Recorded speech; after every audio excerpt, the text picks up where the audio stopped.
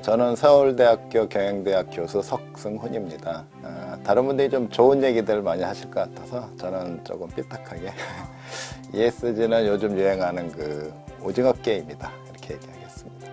제가 봤을 때 ESG는 기존의 기업의 외부에 있었던 어떤 것입니다. 최근 들어서 기업이 ESG라는 것을 포획하기 위한 움직임을 갖고 있었고, 또 반대로 ESG는 또 기업의 외부에서 기업을 포획하기 위한 서로의 몸싸움이 있는 어떤 것이다.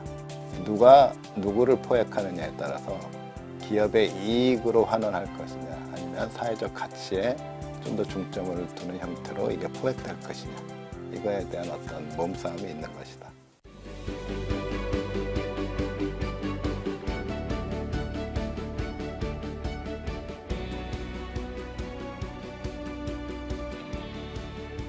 안녕하십니까, 석승훈입니다. 오늘 저희가 같이 생각해 볼 주제는 사회적 증권이라고 하는 것을 중심으로 생각을 해보도록 하겠습니다. 사회적 증권의 어떤 하나의 가능성을 제가 여러분과 함께 생각해보고 한 예시로서 제시를 하고자 합니다. 근데 이제 사회적 증권의 발생 배경을 이해하기 위해서는 먼저 사회적 기업에 대한 논의를 저희가 잠깐 하도록 하고요.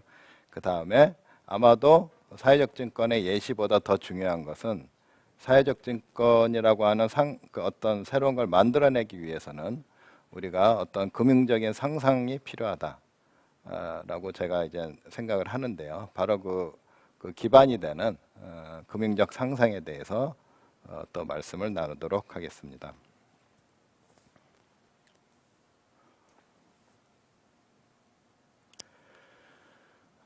우선 사회적 기업의 정의에 대해서 간단히 말씀을 드리면요. 뭐 좀 더 복잡한 정의가 있지만 그냥 간단히 저희가 얘기를 할 때는 일반적으로 이익을 추구하는 그런 그 영리 기업들, 주식회사 같은 그런 기업들과 또 이익 외에, 영리 외에 뭐 사회적 가치, 이를테면 노동자를 뭐 실업을 좀 줄인다든가 이러한 것들, 그런 사회적 가치를 동시에 추구하는 영리 기업과 비영리 기업의 중간 형태로 이제 생각을 하시면 되고요. 그래서 오늘의 우리 주제가 ESG라고 하는 건데, 사실은 ESG를 실천하는 그런 기업들도 개념적으로는 이 사회적 기업의 범주에 들어갈 수도 있다. 그래서 제가 이제 사회적 기업이라는 걸 중심으로 말씀을 드리긴 하지만 이제 ESG를 실천하는 기업 역시 그 개념으로 들어갈 수 있기 때문에 그런 기업에도 해당이 되는 내용으로 이해를 해주시면 좋을 것 같습니다.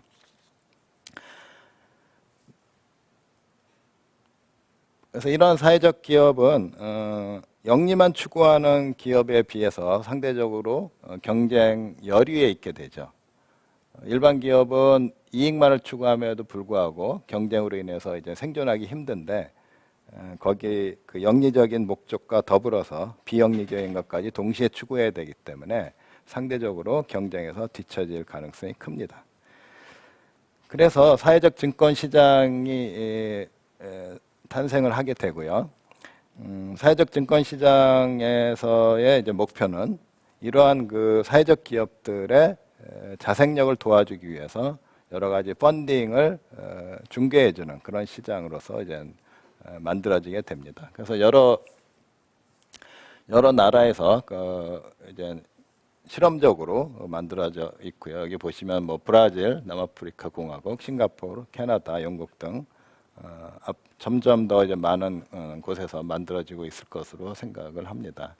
근데 지금까지 있는 그런 사회적 증권 시장의 펀딩 방법은 크게 보면 두 가지 정도로 생각이 됩니다. 첫 번째는 기부금의 형태죠. 그 사회적 가치에 동조하는 그런 투자자들이 이익을 챙기기라는 그런 개념이 아니라 기부금의 형태로 펀딩을 해주는 거. 그 다음에 또 하나는 사회적 기업이 그냥 발행하는 주식을 사는 거.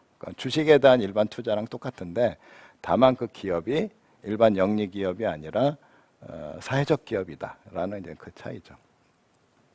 근데 오늘 제가 여러분과 함께 얘기하고자 하고 싶은 거, 그러니까 새로운 상상력, 새로운 사회적 증권의 가능성은 뭐냐면 이 두 가지 방법이 아닌 제3의 다른 방법에 대해서 같이 우리가 생각을 해보고자 하는 것입니다.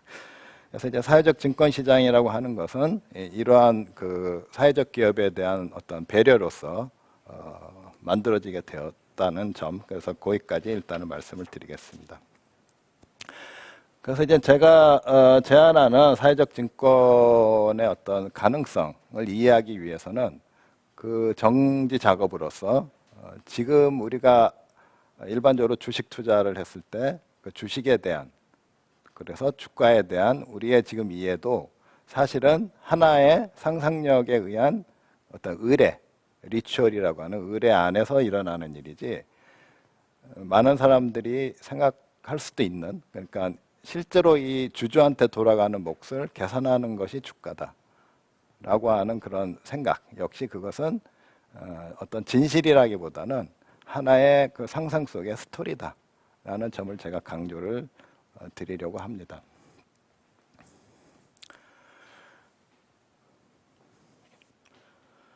그래서 아주 간단하게 지금 현재 주가가 어떤 식으로 계산되는지 아마 여러분들 다 뭐 아실 거라 생각을 하지만 간단히 이제 소개를 드리면요.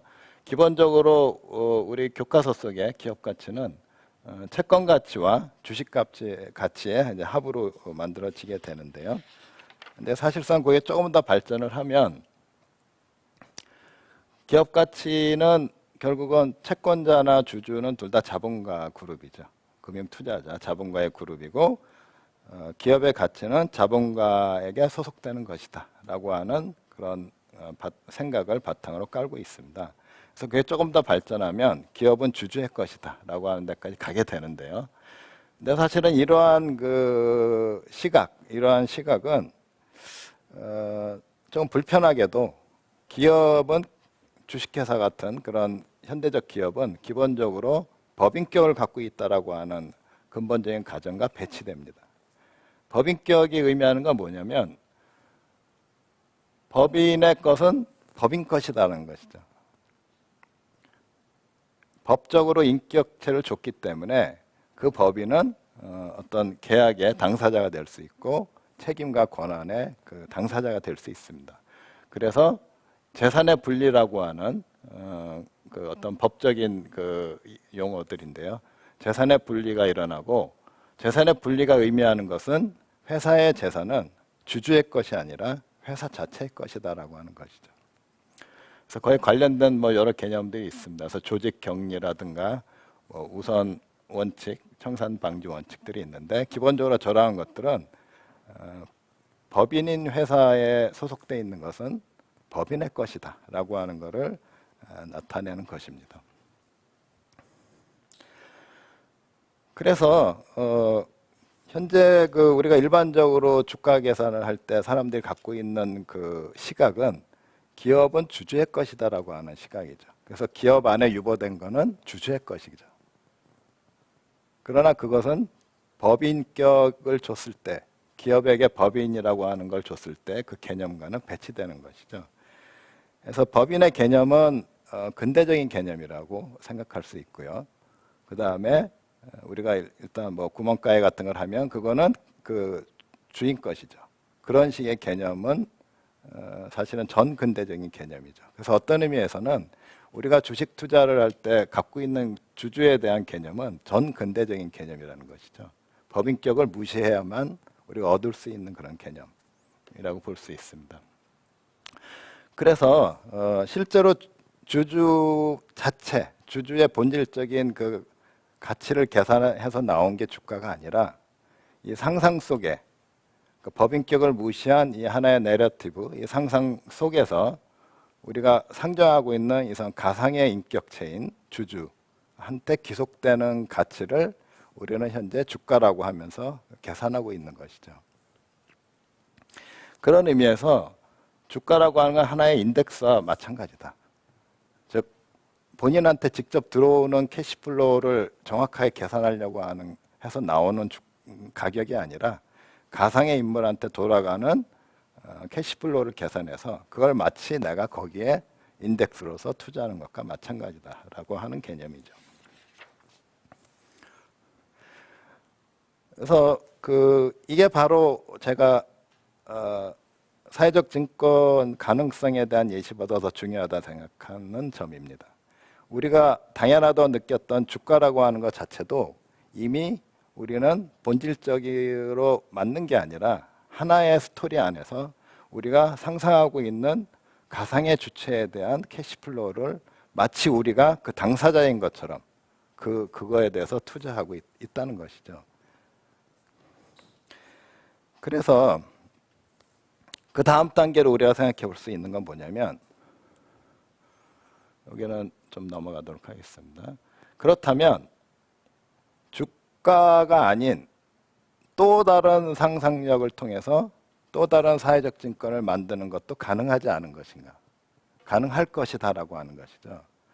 이미 주가라고 하는 것도 하나의 상상력이라면 우리는 또 다른 상상력을 발휘해서 또 다른 증권을 만들 수도 있을 것이다. 그래서 제가 이제 여기서 제안하고 싶은 것은 뭐 하나의 예시입니다. 이거는 뭐 이 방법만 있다는 것은 아니고요. 다양한 방법이 있을 텐데 하나의 예시로서 제가 간단히 드리도록 하면은, 예를 들어서 기업 가치를 그전에는 이제 자본가의 가치와 동일시했다면 그게 아니라 자본가와 플러스 노동자의 가치를 합친 거와 동일시하면 어떻게 될 것인가. 이거는 또 하나의 이제 또 다른 상상 속의 스토리가 되겠죠. 그래서 이 스토리 안에서 우리는 물론 이제 여기 채권자는 일단은 좀 무시하고 얘기를 하도록 하겠어요. 주주와 주식과 비교하기 위해서.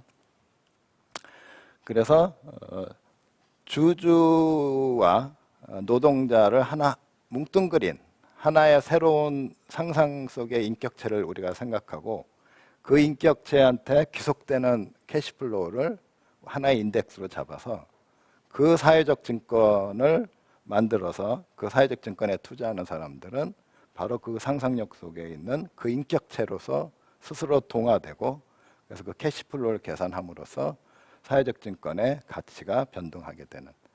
그래서 주가가 변동하는 거랑 사실상 마찬가지지만 기존의 상상력이 아니라 또 다른 상상력을 갖고 어떤 주식과 마찬가지로 이 사회적 증권에 대한 투자 시장을 만들어가는 것이죠. 그게 제가 사회적 증권의 예시로서 하나의 가능성으로서 예시로서 지금 말씀을 드리려고 하는 그런 것입니다. 물론 방금 쉽게 이해하실 수 있겠지만 노동자 가치라는 것 대신에 다른 걸 넣어도 되는 것이죠. ESG와 관련된 수많은 사회적 가치들을 저 안에 집어넣고 그걸 넣은 다음에 하나의 새로운 상상력 속에서 새로운 이야기를 만들면 또 하나의 시장이 되겠죠. 그래서 그러한 그 사회적 증권 시장을 만드는 거. 그래서 사실상 이 사회적 증권을 만든다는 거는 기존의 사회적 가치를 뭐 ESG라고 하는 거와 지금 이 사회적 증권이라고 하는 걸 좀 비교를 잠깐만 해보자면, 여기 약간 오타가 좀 있는데요. 여기 보시면 ESG와 사회적 증권 이 아이디어는 좀 뭐 밀접하지만 동일하지는 않습니다.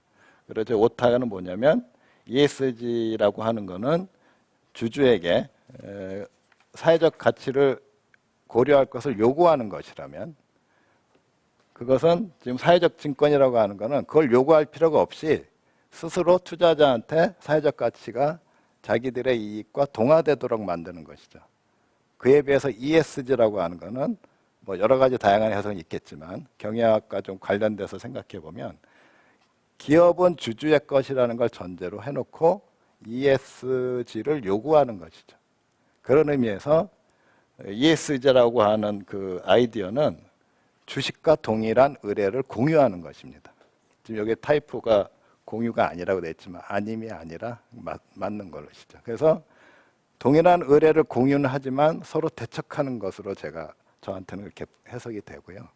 근데 제가 제안하는 사회적 증권이라고 하는 거는 그 의뢰를 공유하는 게 아니라 새로운 의뢰를 만들어서 거기서 투자자의 이익과 사회적 가치를 같은 방향으로 만들 수 있는 그런 증권을 한번 상상해 볼 수 있지 않을까, 이런 생각 하에서 제가 이제 제안을 하게 됐습니다.